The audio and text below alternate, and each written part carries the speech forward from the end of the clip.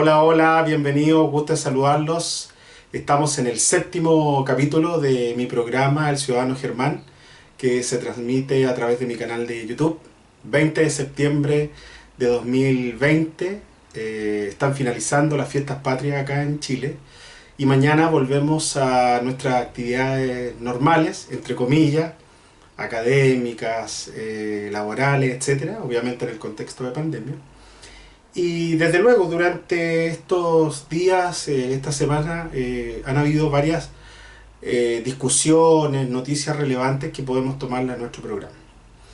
En esta ocasión me gustaría hablar un poco del tema de las discusiones acerca de una propuesta que esperemos que sea un acuerdo para hacer ajustes estructurales y avanzar hacia un nuevo sistema de previsión social en Chile, ¿cierto?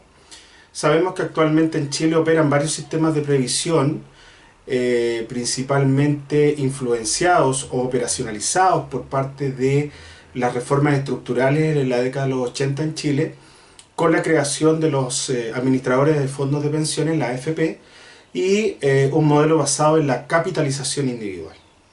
Si bien es cierto, obviamente las Fuerzas Armadas tienen su propio sistema de pensiones, hay una parte que el Estado heredó de los antiguos sistemas previsionales. El grueso, ¿cierto?, de la población chilena está bajo ese cambio trascendental que ya está pronto a cumplir 40 años, ¿cierto? Si uno recuerda entre una serie de discusiones, en varias entrevistas que se le han hecho a uno de los grandes fundadores de este sistema, al economista José Piñera Echeñique, que fuera ministro del Trabajo en el gobierno, ¿cierto?, del régimen militar de Augusto Pinochet, en alguna de las entrevistas planteó de que el sistema AFP había sido exitoso y era, en una especie de metáfora, una lógica como si fuera un Mercedes-Benz, ¿cierto?, un auto Mercedes-Benz. Y eso generó hartas discusiones, hartas polémicas respecto a efectivamente si esa metáfora era válida para el sistema específico de personas que se pensionan bajo este régimen, ¿cierto? Pues no, me han pedido que me pronuncie hacia ese tema en particular y también hacia lo que viene hacia adelante. Bueno, si uno lo tomara justamente como lo plantea este economista chileno, los modelos son aproximaciones a una realidad. Y cuando se diseñan desde la economía, desde las políticas públicas o para comprender un fenómeno político, los modelos se basan en variables, ¿cierto?, con sus respectivos supuestos. Es decir, cómo va a funcionar esta modelación en una realidad concreta. Y desde esa perspectiva uno podría decir, eventualmente hay elementos que son considerados en esta nueva modelación, ¿cierto?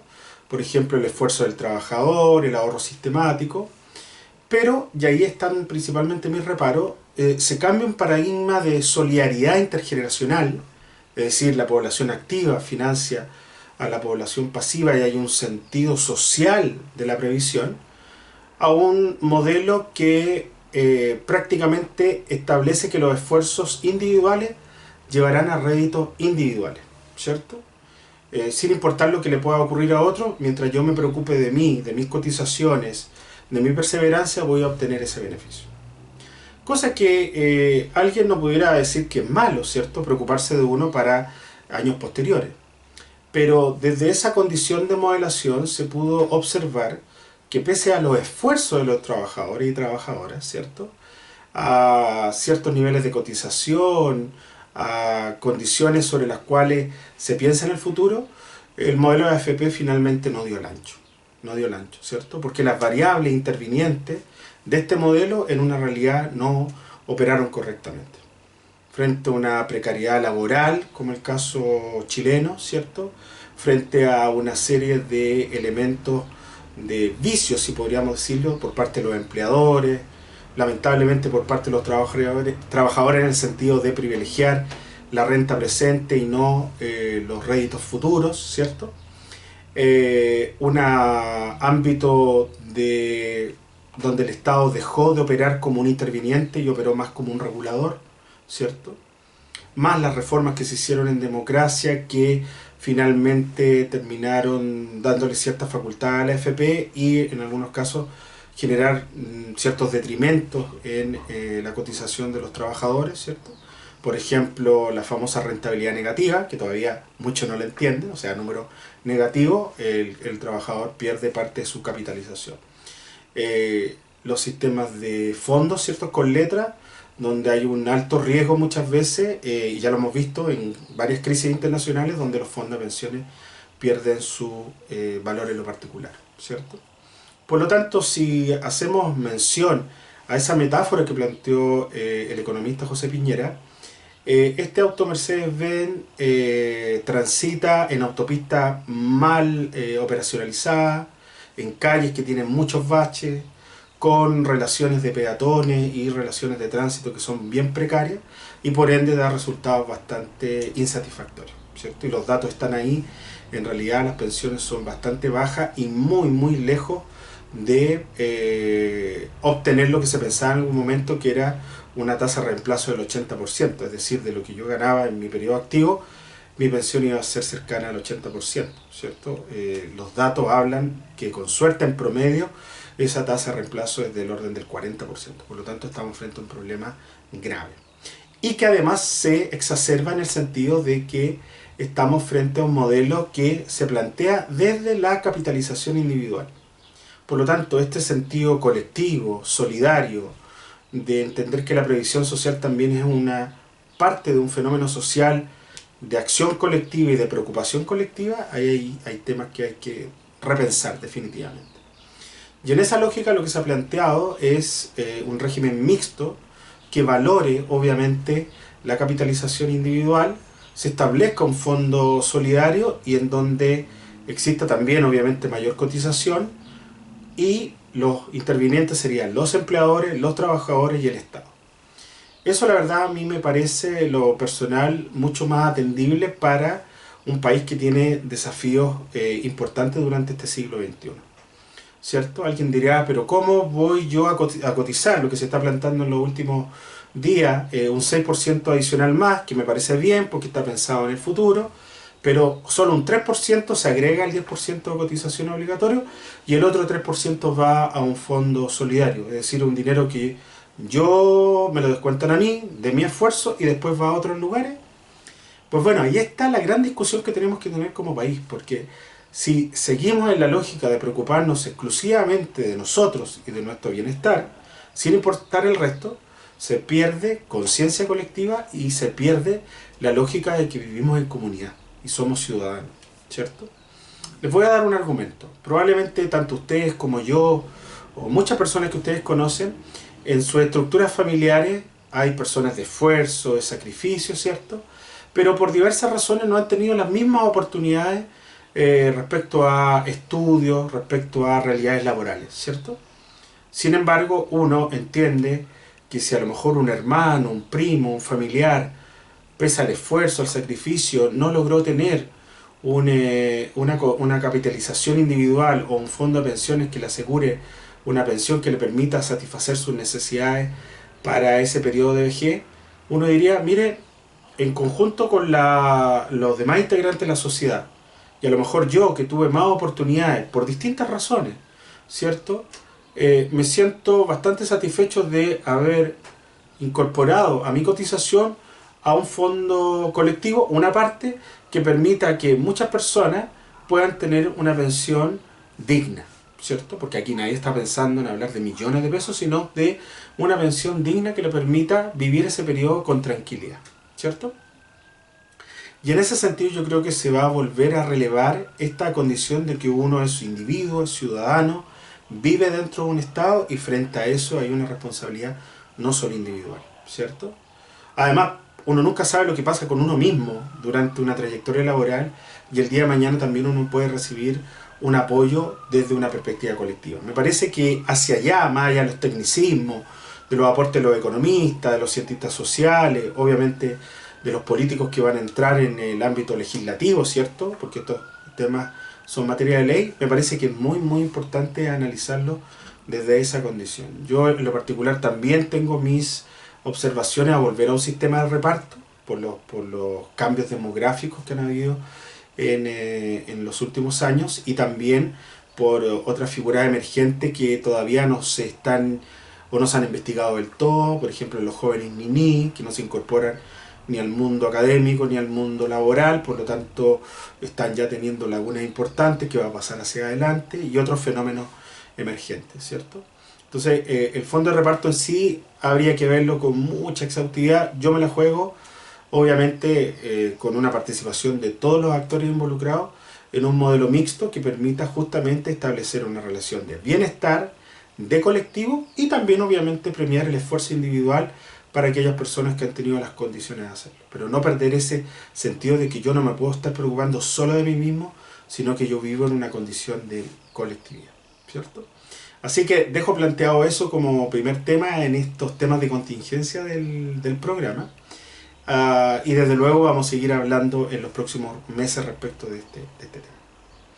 Para finalizar esta sección voy a mostrar un emprendimiento, ¿cierto?, de un exalumno de INACAP, un amigo también, de Francisco León, ¿cierto?, que tiene su emprendimiento que se llama Aladín Lámparas, ¿ya? La verdad es que acá justamente yo adquirí uno de sus emprendimientos, una lámpara preciosa, hermosa, hecha de botellas de whisky con piedras, ¿cierto?, con un trabajo de madera maravilloso.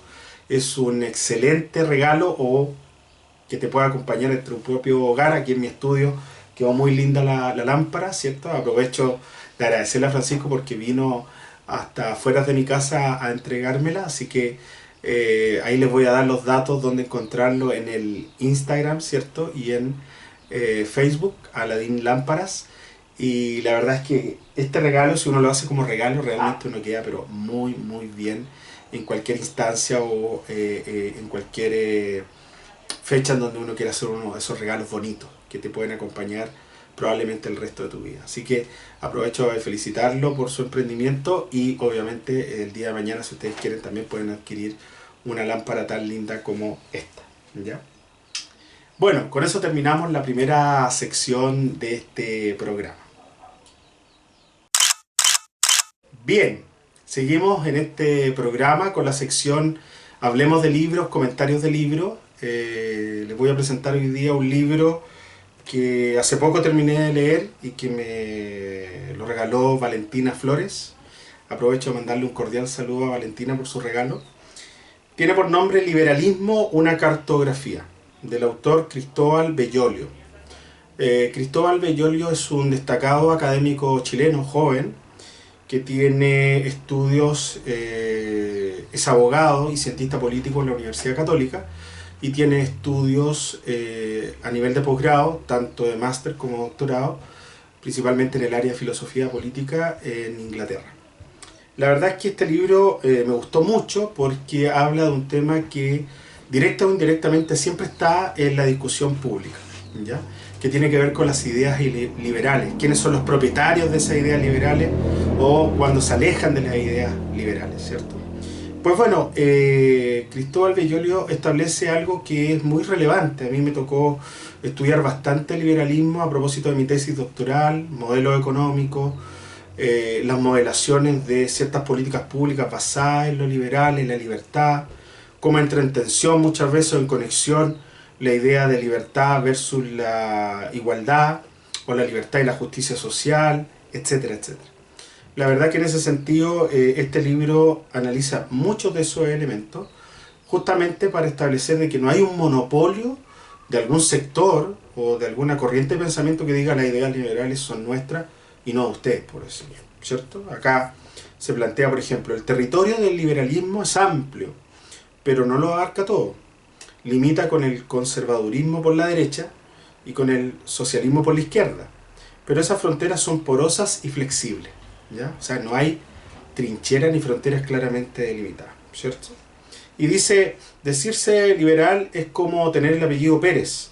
Hay muchos, aunque no todos son iguales, afirma este autor, ¿cierto? Y es que a su juicio el liberalismo es una familia intelectualmente diversa. De allí que quienes lo suscriban suelen tener dificultades para entender que al fin y al cabo forman parte del mismo clan. O sea, muchas veces las ideas liberales confluyen a entender ciertos pensamientos de derecha, de izquierda o de otra mirada, por decirlo de alguna forma.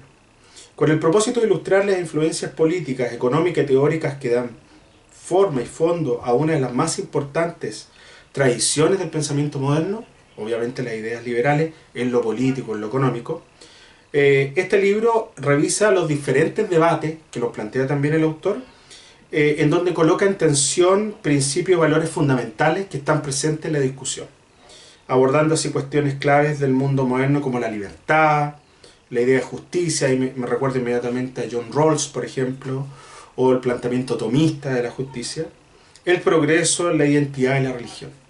La verdad es que este es un libro y por eso se llama cartografía, porque va mapeando y analizando una serie de elementos que confluyen a la discusión del liberalismo como tal. Y eso nos puede después servir para comprender las discusiones que hay muchas veces en proyectos de ley, en donde se plantea, no, lo primordial es la libertad de los individuos para poder emprender, hacer, no regularlos tanto, ¿cierto? O tiene que entrar en concordancia los principios de la libertad, base del liberalismo, con la igualdad, ¿cierto?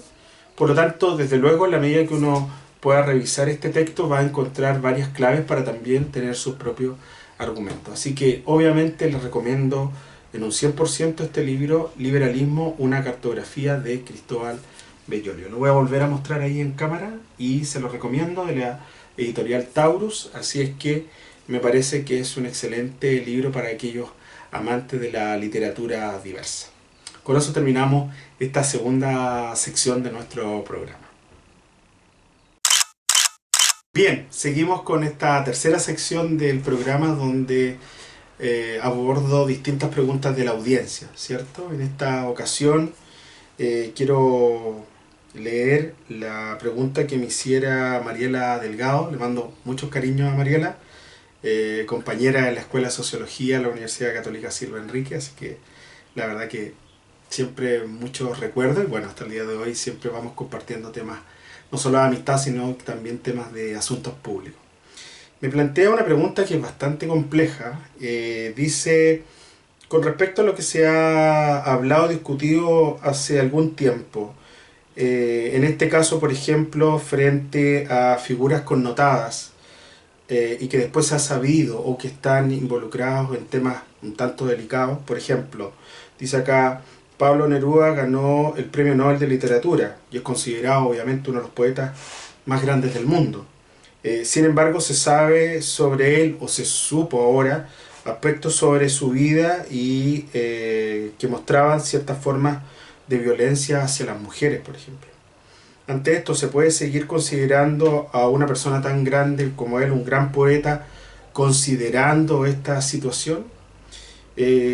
Bueno, me voy a tomar de lo que plantea Mariela y lo voy a plantear también en la contingencia, respecto al enjuiciamiento que se está haciendo hoy día con Tito Fernández, un cantautor chileno, lo que ha vivido meses o años anteriores Plácido Domingo, ¿cierto? El tenor español, frente a acusaciones comprobadas, entiendo, respecto de ciertas situaciones bien delicadas contra las mujeres, ¿cierto? De acoso sexual y otro tipo de acciones de esa connotación, lo mismo que con Tito Fernández. Y la verdad es que, desde luego, no tengo una respuesta, Mariela, así certera respecto a este tema, pero abre una discusión. ¿Es posible, con los anteojos de hoy, de Chile y del mundo en el siglo XXI, poder enjuiciar respecto a situaciones de años anteriores o décadas anteriores? La verdad es que es complicado. Yo no digo que no sea así, pero es bastante complicado, ¿ya?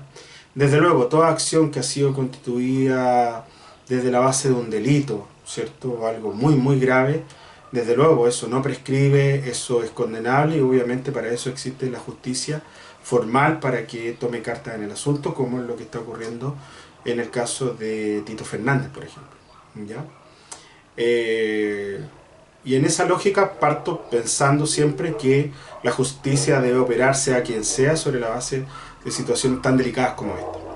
Ahora, respecto a ya hablar un espectro más amplio en términos ético-morales, lo que yo quisiera decir es que todos nosotros, todos los individuos, ¿cierto? durante nuestras trayectorias de vida a lo mejor hemos tenido acciones o omisiones de las cuales hemos tomado enseñanza, ¿cierto? No estoy hablando de cosas graves ni constitutivas de delito, sino que cosas normales donde a veces uno dice algo o actúa de una forma y después se da cuenta de que no es la mejor forma y retoma el rumbo, ¿cierto? Toma la lección y sigue su vida de la mejor forma posible. Y en ese sentido, nadie está exento de repente decir cosas o ciertos actuares, ¿cierto? En los cuales uno tome esa lección, ¿ya? Siempre reforzando sin que se trate de un delito, obviamente, ¿ya? Entonces, en esta lógica yo creo que la principal enseñanza que nos deja es que sobre la base de los cambios, de la dinámica del cambio social, todas las personas que seguimos en este mundo terrenal, porque obviamente Pablo Neruda ya no está, bueno, Plácido Domingo sí, Tito Fernández sí, etcétera, etcétera, tenemos que tener la capacidad de adecuarnos a los nuevos tiempos, en nuestros actos y sobre todo en nuestras palabras y nuestros discursos, ¿ya? Como diría Michel Foucault, las palabras construyen discursos y los discursos construyen realidades. Por lo tanto, si nosotros queremos atender a nuevos estándares valóricos, a nuevas formas de pensar nuestras acciones desde la moralidad, moralis interna, ¿cierto? Tenemos que entender que el mundo cambió. Por lo tanto, acciones, comportamientos que antes pasaban como broma o como situaciones en donde principalmente los hombres se sentían mucho más empoderados en su rol de hombre, de macho, hay que tener mucho cuidado, ¿cierto? Mucho cuidado, porque efectivamente los patrones valóricos y morales cambiaron y la sociedad también en ese sentido pide otros estándares. Por lo tanto, hay que adecuarse a esa condición y hacia adelante, ¿cierto? Porque lo que se hizo anteriormente, bueno, si no es constitutivo de delito, uno enmienda, ¿cierto? Y si es constitutivo de delito, tiene que pagar ante la justicia. Pero si es algo que uno tomó un aprendizaje, porque a veces decía algún discurso machista, alguna acción, ahora tener mucho cuidado porque efectivamente los estándares cambiaron. Y eso va desde una persona connotada a nivel mundial, un líder político, un líder religioso, un destacado escritor, lo que sea, a una persona que vive en lo cotidiano en su mundo específico. Solo así vamos a poder todos, ¿cierto? Me incluyo, adaptarnos a esta dinámica y a los nuevos estándares. Por lo tanto, desde luego que siempre va a ser difícil. ¿Cómo vamos a evaluar a Pablo Neruda? ¿Cierto? Porque gran poeta, uno de nuestros 2 premios Nobel, ¿cierto? Reconocido mundialmente, pero que tenía o se evidenciaron acciones que en la lógica actuales no estaban bien, ¿cierto? Por lo tanto, en esa lógica es difícil. Algunos logran separar, ¿cierto?, la obra de alguien versus los actos de alguien, o algunos lo establecen como una relación directa. No puedo vanagloriar o alabar a alguien que desde el punto de vista de su comportamiento deja mucho que desear. Por lo tanto, más que una respuesta así, esta es la respuesta, Mariela, la idea es decir, estamos en una dinámica distinta y tenemos que estar a la altura de esa nueva dinámica, en nuestros actos y en nuestras palabras. Y desde ahí, obviamente, construir una base donde el respeto, la equidad, la igualdad de oportunidades, la igualdad de género me refiero, sea muy muy importante y no solo como un tema de una tendencia actual, no. Viene a apropiarse de esta nueva realidad en lo social. Y desde esa perspectiva hay que cuidarse mucho uno en los actos diarios y sobre todo en los discursos públicos, ¿cierto? Más allá de la esfera privada donde uno puede decir cosas, no. También preocuparse de eso justamente para cambiar y revertir esas situaciones que no vuelvan a ocurrir. Por lo tanto, más que una respuesta es iniciar un debate frente al tema y me parece que es muy atingente lo que tú planteabas, Mariela, porque justamente es lo que se está dando en los medios de comunicación. Se saben cosas e inmediatamente se dice, ¿cómo podemos volver a valorar a esa persona con estos antecedentes? Y ahí se abre un debate justamente que es un aprendizaje y un desafío para todos nosotros. Así que, bueno, ojalá que esto sea el inicio de una conversación importante en estos temas, ¿cierto? Pues bueno, así como Mariela y otras personas que han preguntado en este espacio, los dejo a todos invitados si quieren formular una pregunta para abrir el debate. Yo no me creo el dueño de la verdad, obviamente. Y me la escriben ahí a mi correo que va a aparecer en la pantallita, germán.sanuesa1975 gmail.com y la vamos a abordar de la mejor manera posible, ¿cierto? Bien, con eso terminamos esta sección. Bien, comenzamos la última parte de este programa, ¿cierto? Prendí ahí la lámpara de Aladín Lámpara, justamente para que se vea más bonito el set. Y como ustedes saben, esta es la sección, la campana filosófica. La verdad es que a mí me encanta esto porque la filosofía es y debe ser parte de nuestra vida. Voy a leer un extracto de una frase que dice así: vemos las cosas no como son, sino como somos nosotros. ¿Ya? Autor Immanuel Kant, este gran filósofo alemán contemporáneo. Bueno, la verdad es que esta frase, la voy a repetir: vemos las cosas no como son, sino como somos nosotros. Nos abre bastante elementos de análisis, ¿cierto? Acá dice: las personas interpretamos el mundo no como es, como realmente es, sino como pensamos que es. Es decir, nosotros tenemos experiencias previas grabadas en nuestra mente y prejuicios que determinan cómo vamos a valorar los eventos que suceden en nuestra vida diaria. Es verdad, cuando nosotros hablamos, emitimos un juicio, no lo hacemos desde cero, lo planteamos desde nuestros paradigmas, desde nuestros patrones de comportamiento. Y eso obviamente no quiere decir que esté malo, sino que uno tiene que siempre tenerlo claro.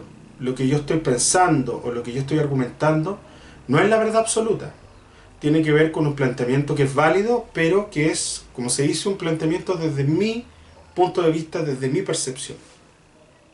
Y en ese sentido, ¿cuántas veces hemos visto que hay personas que hablan con una categoría absoluta, normativa? No, es que esto es así y se debe hacer y siempre se ha hecho de esta forma porque así funciona tal o cual elemento.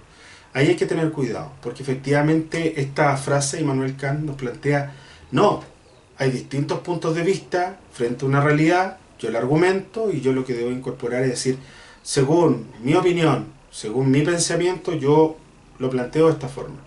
Así se abre un diálogo, se abre una ventana de oportunidades para entender que frente a una realidad hay varias interpretaciones, ¿cierto? Un poco lo que después la sociología habla, principalmente en el siglo XX, sobre la construcción de subjetividades, ¿cierto? Por lo tanto, no creerse el dueño de la verdad y en el diario vivir decir, bueno, voy a plantear mi opinión o desde mi punto de vista. Que muchas veces cuesta, ¿cierto? Porque uno dice, no, estoy hablando, eso no debe hacer. No puede haber, qué sé yo, parejas del mismo sexo besándose o que van a adoptar. O esto no se hace de esta forma porque se hace de esta, ¿cierto? Pues bueno, uno pudiera con mucho respeto decir, mire, mi planteamiento, mi opinión es esta, o creo que frente a este problema lo que está en discusión es tal o cual elemento, ¿cierto? Desde luego cuesta porque como uno está ya muy empoderado de sus paradigmas, de sus patrones de comportamiento y de sus propias visiones, cuesta muchas veces abrirse, ¿ya? Pero tal como lo dice Immanuel Kant, lo que está afuera, en el ser, uno tiene que observarlo desde su subjetividad y ser muy aperturista y muy respetuoso del diálogo respecto a lo que plantean otros, ¿cierto? Por lo tanto, eso si uno lo va cultivando diariamente en nuestras pequeñas discusiones o conversaciones, uno lo va incorporando propiamente al diario vivir y desde luego una enseñanza que, de acuerdo a lo que plantea este gran filósofo alemán, nos va a justamente establecer la vinculación entre esa realidad y las distintas formas de interpretarla, ¿ya? Así que tratemos de hacer ese ejercicio. Bueno, con esta campana filosófica damos finalización a este séptimo programa El Ciudadano Germán, que es transmitido a través de mi canal de YouTube. Ahí está apareciendo la dirección, ¿cierto? Profe Germán Sangüesa Muñoz, del canal de YouTube. Desde luego, si les gustó este programa, le dan un like y se suscriben al canal, que ya les di la dirección como tal. Espero sinceramente que tengan un excelente inicio de semana, ¿cierto? Ya va terminando el mes de septiembre, hay que cuidarse, seguir cuidándose respecto a los temas de la pandemia, pero también hay que seguir con nuestra vida, con nuestras acciones cotidianas. Así que les deseo lo mejor y espero con mucho ánimo poder verlos el próximo domingo. Bye bye.